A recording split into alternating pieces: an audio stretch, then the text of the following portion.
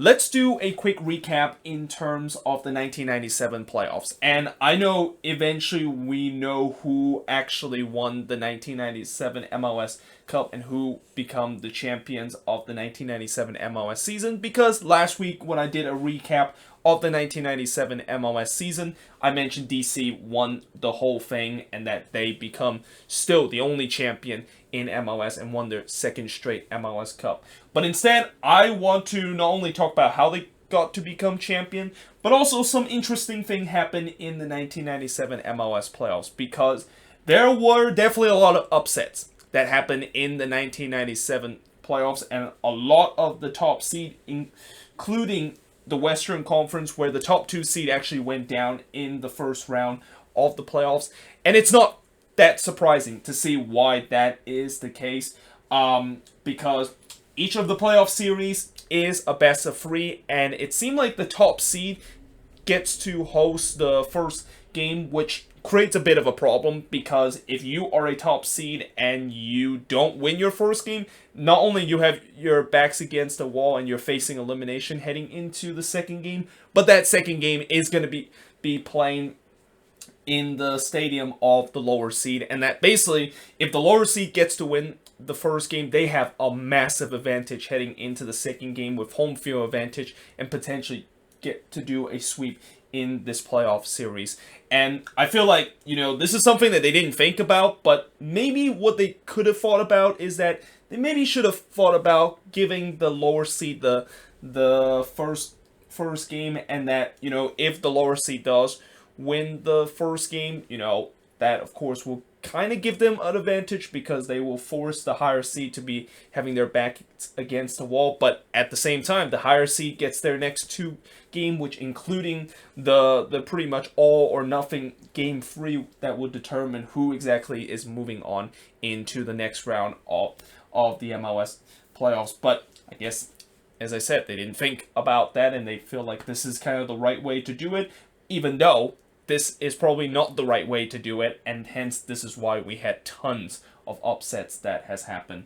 Now, as I mentioned, with each playoff series is in a best of 3. What that means is that the first team, of course, win 2 games, will move on to the next round. So basically, aggregate score does not matter, and it would take, I think in the beginning of 2000, if I remember, that we don't even have a best of 3 anymore, and that this was the case for a while now before we had these two-legged playoff matchup.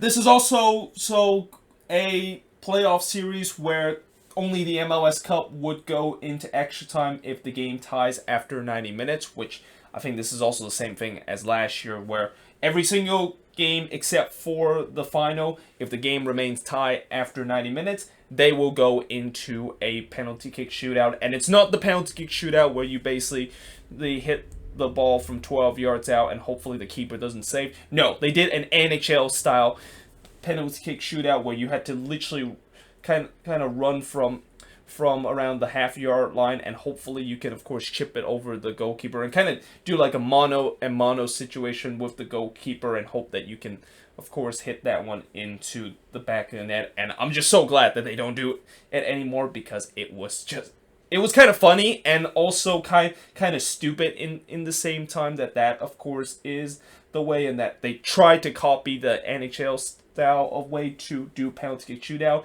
And later they found out that maybe this was not really a good idea, and that maybe we should just revert to what the rest of the world is doing, which is do a penalty kick shootout and have a player shoots the ball from 12 yards out and hope that he, of course, can put it into the net, or it's going to be saved by the goalkeeper. Now, in the conference semifinal, which the first one was between DC versus New England. DC, of course, won 4-1 in the first game. And then in the second game, both of these teams were tied up at 1 apiece after 90 minutes, which means we go to a shootout, and DC was able to win that shootout 4-3 to move on into the conference final. Now, in the other conference semifinal, it was Tampa Bay Mutiny versus Columbus, and this is where the first upset happened, and pretty much from then on, besides DC versus New England, every single game after that, the lower seed was able to win the best of 3 series.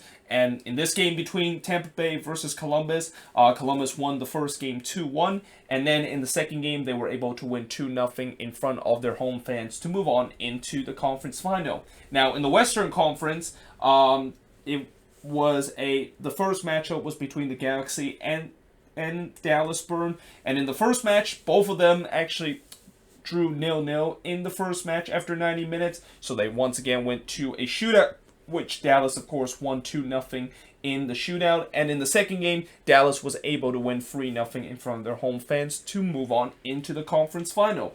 Then we get the other Western Conference matchup, which was between the Kansas City Wizards versus Colorado Rapids. The first game, the Rapids pull off an impressive 3-0 win against the Wizards on the road. And then in the second game, it was much closer, but the Rapids were still able to win that one and won 3-2 against the Kansas City Wizards to move on into the conference final. Now, in the conference final, which in the Eastern Conference final, it was between the top seed DC United versus the 3 seed Columbus. And the first game, DC was able to win 3-2 against Columbus. And in the second game, they were able to win 1-0 on the road to move on into MLS Cup 1997.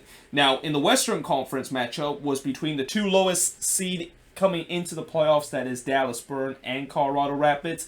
And in Game 1, Colorado was able to squeeze out a 1-0 win over Dallas Burn in Game 1. And then in Game 2, they were able to win 2-1 against Dallas Burn to move on into the 1997 MLS Cup. And I feel like after what happened in the conference final, a lot of people felt like maybe DC has got this and that DC were potentially going to once again become the champions of MLS Cup. Why is that the case? Because in 1997, first of all, the MLS Cup happened in October 26, 1997, which was way earlier than even now the MLS Cup is taking place. And even when the MLS season is shortened up and that MLS Cup is now taking place in November, back in 97, they were playing MLS Cup as early as October 26th. And the kickoff time was 3:30 p.m. Eastern time. And it was actually raining during that game, which I think this is the second consecutive MLS Cup that we had rain that was a factor coming into this championship matchup. And the other reason, as I mentioned, when we look at this matchup, a lot of people thought DC were potentially going to win because not only they were the higher seed, but they were also playing at home in this game. And keep in mind, back then, they didn't actually get to play at home because of the fact that they got the higher seed like it would be nowadays. They actually get to play home just by the stroke of fortune, the fact that when they decided where it's going to be taking place, the MLS Cup in 1997, that they decided to choose RFK Stadium as the venue. Remember, it wasn't until 2012 when MLS decided to kind of think about not actually holding MLS Cup in a neutral venue where it doesn't usually generate a lot of attendance, and it just kind of give a lot of MLS fans some back-breaking pain of have to travel to the neutral venue to try to play this MLS Cup. And that, in many ways, MLS tried to copy what the NFL was doing, where they want to have the biggest game at the end of the year and had the championship game at a neutral venue, and it didn't quite work out the same way in MLS than you would see in the NFL and in the Super Bowl. But yeah, DC was playing at home in this game by a stroke of luck that they were chosen to host the MLS Cup in 1997. The attendance was 57,431, which besides the 2002 MLS Cup, I think this was the highest attendance for an MLS Cup up until 2002, when New England, of course, hosted an MLS Cup, and they were also in that MLS Cup that year, and they had like around 62,000 people attending that game, which was the highest attendance for an MLS Cup until just 2 years ago down in Atlanta, when Atlanta United faced Portland Timbers, and that MLS Cup was 71,000 people, which to this day is still the record for the highest attendance of MLS Cup. But going back to this one, DC, of course, won 2-1 against the Rapids in this MLS Cup. Goals came from Marino, who scored in the 37th minute, and Sanaa in the 68th. Paz did try to make this game interesting and set up a grandstand finish for Colorado in this 1997 MLS Cup, but unfortunately it wasn't enough, as DC was able to secure their second consecutive MLS Cup and becoming the only champion in MLS.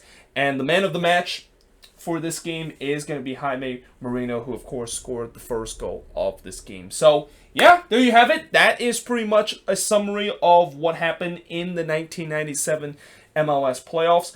Next week, when I do another Throwback Thursday video, I will look at the 1998 MLS season, and this would be the first season where we will start to see some expansion team coming into the league. In fact, we have 2 expansion teams that came into the league in 1998. One of them still exists, and one of them no longer exists, but actually that same city that same team that of course come into the league in 1998 and then later of course would be dissolved a couple of years later. Well, they unfortunately have to wait until this year, where they finally once again have an MLS team. And I think you probably can know which expansion team that I am actually talking about. But that of course is going to be next week when I do a recap of the 1998 MLS season, and we shall see whether or not if DC United could potentially make it a three-peat heading into the 1998 MLS season. But either way, hope you guys enjoyed this video. If you do, make sure you guys leave a like, smash the subscribe button, and yeah, I of course will see you guys next time.